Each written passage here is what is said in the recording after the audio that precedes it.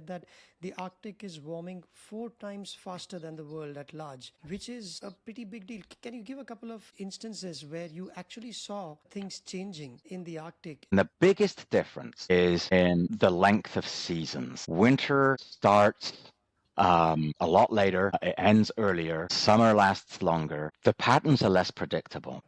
Snowfall might come when it always used to, it might not. It might be more, it might be less. They might go long periods without it. As the temperatures change, even if you're a polar bear, they wait for the sea to freeze and they wander out on the ice in search of seals. If you're constantly getting, say summer ends 2 weeks later and begins 2 weeks earlier, that's a whole month less of sea ice that you have to hunt to be out and hunting. So we're seeing a lot more thin polar bears, or thinner than we're used to seeing, because now those opportunities to eat are becoming diminished. We're seeing fewer polar bears being born because if a polar bear mom doesn't have the strength, she's just, not going to get pregnant or not going to last a full term.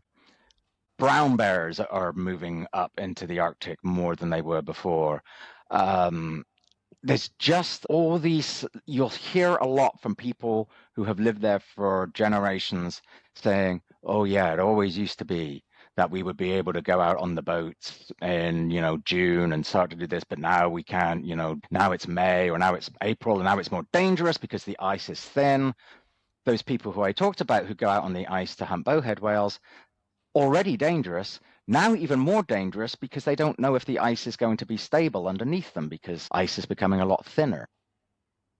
It also, sorry, this is a long answer, but it also, one reason why we should be concerned is as the Arctic sea ice disappears, one of the things that Arctic sea ice does is it reflects sunlight back, so it helps keep the Arctic cool. And one of the reasons why the Arctic is heating so much is that there's a feedback effect. Ice is melting, and so instead we're seeing like open ocean water that absorbs sunlight, that makes it warmer, that makes more ice melt.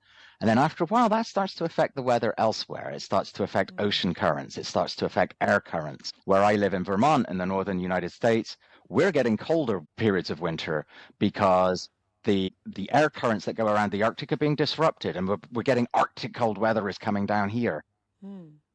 So all these changes are happening, and you think, oh, it's the Arctic, it doesn't matter, and maybe they'll be happy to be warm. No, it's changing this entire region, bit by bit by bit. Not so much that you'd see from year to year, but from decade to decade, you can absolutely notice the difference, and it's real and it's happening.